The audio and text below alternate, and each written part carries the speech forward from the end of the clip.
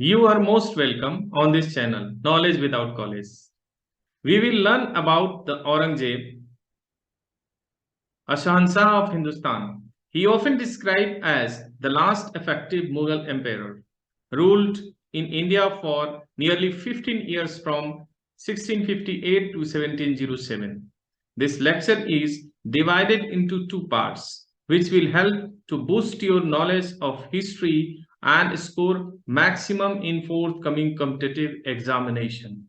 So listen and watch the first part of this video because this video is divided into two parts. तो साथियों, औरंगजेब को जानने के पहले हम मुगल साम्राज्य के लीनिएज को देखते हैं। तो अगर हम देखना शुरू करें तो इसका जो पहला आ रहा है आदमी वो होता है बाबर। और बाबर के बाद कौन आता है तो हुमायूं, और हुमायूं के बाद कौन आता है तो अकबर। तो इसको देखिए, बाबर, हुमायूं, बाबर के बाद आता है उसका बेटा हुमायूं, हुमायूं के बाद आता है उसका बेटा अकबर, अकबर के बाद आता है जहांगीर, जहांगीर के बाद आता है शाहजहां, शाहजहां के बाद आता है औरंगजेब, औरंगजेब के बाद बहादुर शाह। एक्चुअली ये बहादुर शाह फर्स्ट है, राइट? तो इसको बहादुर शाह फर्स्ट लिखें तो बेटर होगा। This is Bahadur Shah first. Then Jahandar Shah आता है, फिर फर्रुखशियर आता है, फिर मोहम्मद शाह आता है, फिर अहमद शाह आता है, फिर आलमगीर आता है, फिर बहादुर शाह सेकंड आता है, राइट? तो यहां बहादुर शाह सेकंड लिखेंगे, right? That is Bahadur Shah second. Now the trick is भाजी सब्जी फॉर मां साहब, भाजी सब्जी फॉर मां साहब।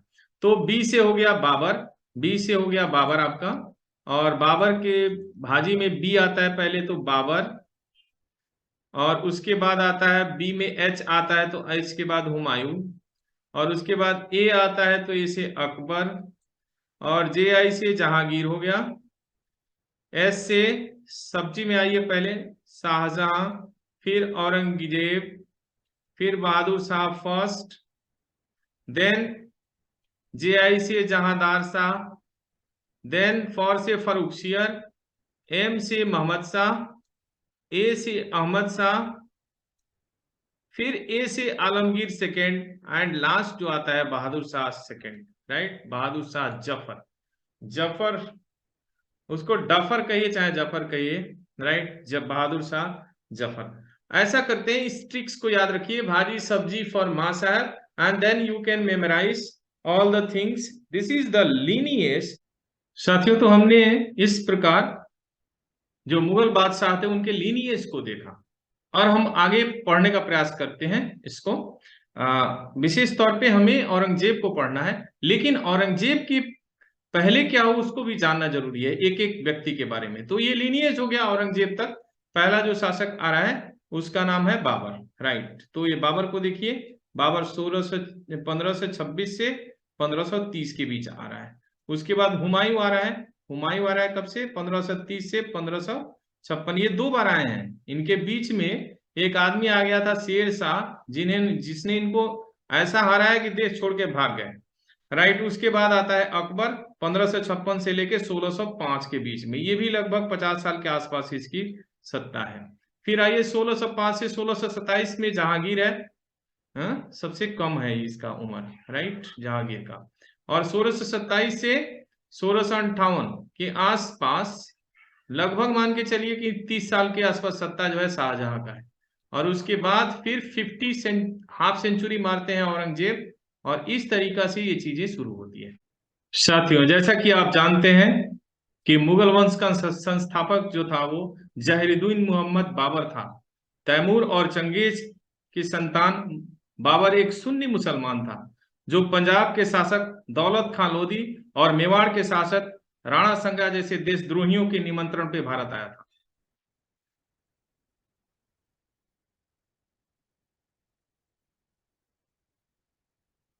1526 में फर्स्ट बैटल ऑफ पानीपत में इसने इब्राहिम लोदी को हराया, और फिर पुनः उसको मालूम हो गया था कि राणा संगा और दौलत खान लोदी जैसे गद्दार लोग इस जगह के लिए ठीक नहीं है।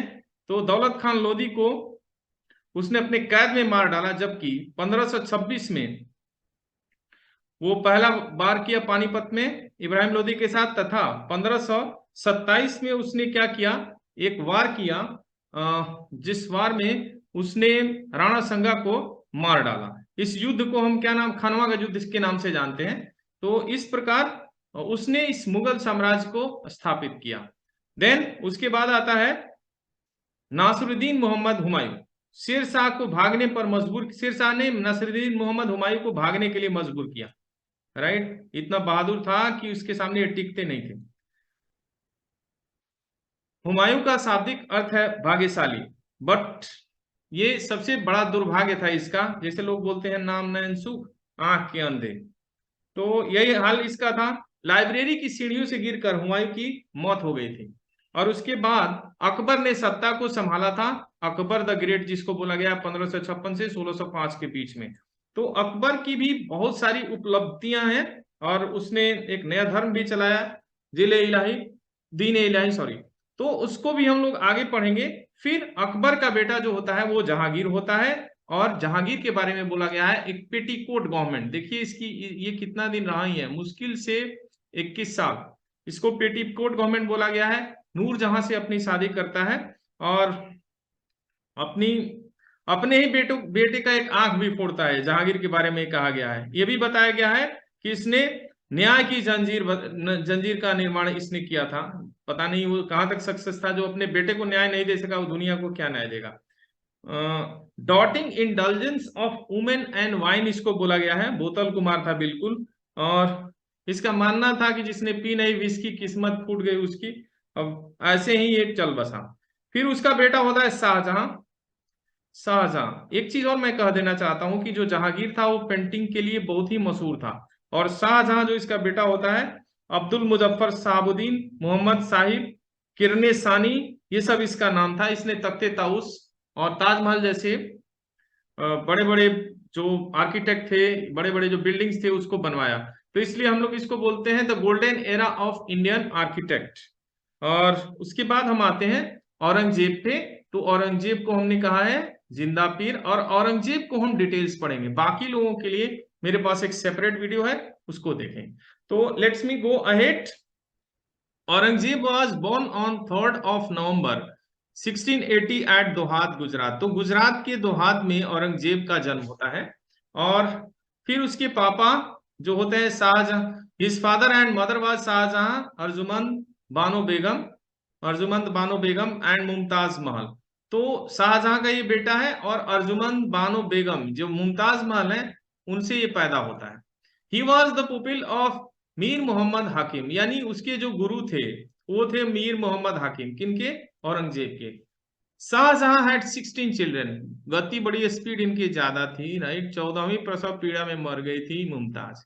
सो Shahjahan had 16 children but many of them dead in infancy, बस छोटे में ही मर गए थे। The mother of his 14 children was Mumtaz Mahal. At the time of Mumtaz death 8 children were alive. तो उनके मरने के समय तक 8 भाई बहन जिंदा थे इनके। एंड द 4 डॉटर्स वेयर, इनकी जो 4 बहनें थी, कुनहार बानो बेगम, जहान आरा बेगम, रोशन आरा बेगम एंड गौहर आरा बेगम। तो इसमें रोशन आरा बेगम और जहां आरा बेगम, इनकी तो बड़ी चर्चाएं होगी क्योंकि इन्होंने पॉलिटिक्स में पूरा गेम किया। देयर 4 सन्स, इनके जो भाई थे दारा सिको जो कि बहुत प्रकांड विद्वान था हिंदी का, शाहजहां, शाहसुजा सॉरी, औरंगजेब और मुराद बख्श। तो ये 4 इसने क्या किया था, अपने बाकी 3 भाइयों की हत्या की थी। ये पहला आदमी था जो कि दारा सिको के गर्दन को काट करके और अपने बाप को गिफ्ट किया था, right. Shah Jahan wished his eldest son prince Dara Shikoh to succeed him. Shah Jahan चाहता था कि उसका बड़ा बेटा जो है वो प्रिंस दारा जो है वो साम्राज्य संभाले। लेकिन क्या है कि इनके मुगल टाइम में बताया गया है कि sword was the determinant of throne, यानी तलवार निर्धारित करती थी कि अगला राजा कौन होगा। व्हेन, क्योंकि उनके पास कोई पॉलिसी नहीं था। व्हेन शाहजहां फेल्स इल, जब बीमार पड़ता है 1657 में, द वार ऑफ सक्सेशन शुरू हो जाता है, कौन गद्दी पे बैठेगा कौन गद्दी पे बैठेगा, चारों बच्चों के बीच। Aurangzeb defeated all his brother, then he imprisoned, अपने बाप को जेल में डालता है, और ascend the throne to the Hindustan, और हिंदुस्तान का शहंशाह बन जाता है। मैंने यह लिखा है bloody thirsty the sword of Mughal empire, यानी ये तलवार निर्धारित करती थी कि अगला राजा कौन होगा। राइट, तो हम पढ़ते हैं किसको, औरंगजेब को। नाउ औरंगजेब को कौन कौन से उपनाम दिए गए थे, राइट, डिजाइनेशन दिए गए थे। डिजाइनेशन समझ ही रहे हैं, आजकल तो भारत रत्न भी दिया जाता है, ये इस टाइप के डिजाइनेशन। तो at the age of 15 years, 15 साल के अवस्था में, he save the common people from the attacks of elephant, हाथियों का आक्रमण हो गया आगरा में, और उसने बड़ी बहादुरी के साथ औरंगजेब ने उसका मुकाबला किया। The king became very happy and design him Bahadur, राजा बहुत खुश हुआ और शाहजहां ने उसको बहादुर की उपाधि दे दी। दूसरा उपाधि रहा आलमगीर का। Alamgir means conqueror of the world, हालांकि ऐसा नहीं है इनकी इन्होंने वर्ल्ड जीता था, हाँ भारत इनके समय में सब बहुत बड़ा रहा है। दूसरा दरवीश का उसने उपाधि दिया, under the attire of royal dress, इसने कहा था कि ये आदमी, ये हु इज टीटोटलर, मैंने जो कोई नशा नहीं करता है। राइट, तो इसका मानना था कि जब वो रॉयल ड्रेस में होता है तो वो दरवीश के जैसा दिखता है, टीटोटलर। जिंदा पीर, the person who executed A complete Islamic law, Sunni Islam, true follower of Islam, हाँ ये तो इस्लाम है ही, लेकिन मानवता के खिलाफ ही है ये लोग। सीधा क्या कहते हैं कि हत्या करो, होली वार करो। ओके, हाफिज, हाफिज वो आदमी होता था जिसको पूरा का पूरा क्या है, कुरान, कुरान शरीफ जो है वो याद हो। राइट, तो he was memorise the entire Quran, विद्वान तो था भाई। Right, during his accession he was nominated as Abdul Muzaffar Mujahideen Mohammad Aurangzeb Bahadur Alamgir Badshah Ghazi, ये इतनी उपाधियां उसके पास थी। मुजफ्फर मुजाहिदीन मोहम्मद औरंगजेब बहादुर आलमगीर बादशाह एंड गाजी, ये सब उसकी उपाधियां थी। His accession was held twice in Delhi, 2 बार इसका एसेशन हुआ। एक बार दिल्ली में हुआ 31 जुलाई 1658 को, एंड फिर उसके बाद सामुगढ़ में विक्ट्री हुआ, अपने भाई को ही मार डाला वहां पे और डिफीट करके दारा सिकों को बैटल ऑफ देवराई हुआ, और उसका दूसरी बार 1659 में ये फिर दोबारा राजा बनता है 1 साल के बाद। देखिए 1 साल का है ये time, just only 1 year. Right, इस तरीका से देखते हैं। अब हम लोग देखते हैं कि इनका बगीचा कितना बड़ा है। राइट, क्योंकि इनकी जो 4 शादियां हैं, पहली पत्नी है दिलरास बानो बेगम, राइट, दूसरी बीबी है नवाब बाई, तीसरी बीबी है औरंगाबादी महल, महल पता नहीं घर का नाम बीबियों का देते थे सब, उदयपुरी महल, ये 4 बीबियां हैं। राइट, और इनकी बेटियां हैं जैबुल निसा, जीनतुल निसा, बदरुल निसा, जब्तुल निसा, मेहरुल निसा। राइट, इनके जो बेटे हैं वो है मोहम्मद आजम शाह, मोहम्मद सुल्तान, बहादुर शाह फर्स्ट, सुल्तान मोहम्मद अकबर और मोहम्मद कमरान बख्त। तो ये बहुत स्ट्रांग थे, बट इनका इनका जो आने वाली जो पीढ़ी थी ना वो बकवास हो गई, और इसके बाद से शुरू हो गया पता। राइट, इतने 4 बीबियां और 16 बच्चे, इनके 16 नहीं, इनके 5 ही बच्चे थे। इधर 5 लड़के थे और 5 लड़कियां थी, ये तो नॉमिनेटेड है, ये तो मैंने दिख रहा है आपको। राइट, तो इनकी पॉलिसी क्या थी, अब तो यही है तमन्ना मेरी जान जिधर से निकली सारा मोहल्ला का है अब्बा जान, पूरा मोहल्ला भर पैदा करते थे लोग। राइट, आगे देखते हैं हम लोग क्या होता है। तो हमने इसको बताया, ठीक, तो इनका ये फैमिली था, this are their family. Right, अब जो है हम देखते हैं इनके अगली चीजों के बारे में। हाँ, इनका सबसे बड़ी चीज क्या था कि अगर देखिए इनके साम्राज्य को, तो अटल जी एक कविता गाते हैं कि लाहौर कराची ढाका पर मातम की है काली छाया, पख्तूनों पर गिलगित पर है गमगीन गुलामी का साया। राइट, तो ये हिंदू कुश से लेकर के, हिंदू कुश माउंटेन एकदम अफगानिस्तान के उस पार, ईरान के आसपास, और इधर चले जाइए ढाका और अरुणाचल के आसपास, और यहाँ आइए ये कावेरी के आसपास तक इनका साम्राज्य है। यानी इतना बड़ा एम्पेयर कभी भी किसी का नहीं था, ये सबसे बड़ा साम्राज्य रहा है किसका, तो वो औरंगजेब का है। अब दूसरी चीज क्या है कि इनके सामने भी रिवोल्ट होने लगे, वार हुआ, मिशन, तमाम रिवोल्ट हुआ, तमाम विद्रोह हुआ। राइट, सच कहना अगर बगावत है तो समझो हम भी बागी हैं, दिनकर जी की ये कविता है। देखिए इनके कॉजेज क्या थे, रिवोल्ट के कॉजेज क्या थे, तो policy of suppression, operation suppression and depression, suppress करना। ये पूरे हिंदुस्तान में चाहते थे कि सिर्फ एक ही धर्म रहे और वो रहे इस्लाम, और जिसके वजह से क्या हुआ कि रिवोल्ट हुआ। राइट। आप किसी के ऊपर, धर्म धारण करने की चीज है, किसी के ऊपर जबरदस्ती नहीं कर सकते हैं। और दूसरा क्या है, पॉलिसी ऑफ इंपेरियलिज्म, इन्होंने हमेशा विस्तारवाद की नीति रखी, राइट। छल से कपट से जैसे भी उन्होंने कोशिश किया कि पूरे देश को एक बहुत बड़े बाउंड्री में एक बड़े राजतंत्र के रूप में विकसित किया जाए। औरंगजेब के समय हुए विद्रोहों को हम दो पार्ट में बांट सकते हैं, revolt of north India and revolt of south India. इसमें पहला रिवोल्ट जो है, पहला जो विद्रोह है वो जाटों का है। तो हम देखिए पहला जाट वाला विद्रोह क्या है, the first organised revolt done by the Gokul in between Agra and New Delhi. तो जैसा कि आप जानते हैं दिल्ली के आसपास जाट लोग हैं in year 1669, और the main causes of revolt was economic exploitation of farmers, landlords and laborers। तो इनका शोषण होता होगा, जो किसान थे या मजदूर थे या श्रमिक थे, राइट, या बड़े बड़े जो किसान थे उनका। और in the battle of Tilpat Hasan Ali Khan ruined the revolt of Jats and prisoned Gokul.